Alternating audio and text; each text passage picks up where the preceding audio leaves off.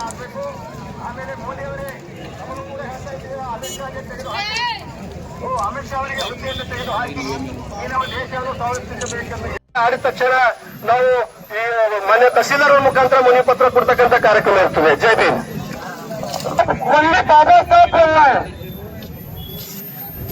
इस देश का राष्ट्र निर्माता कौन है?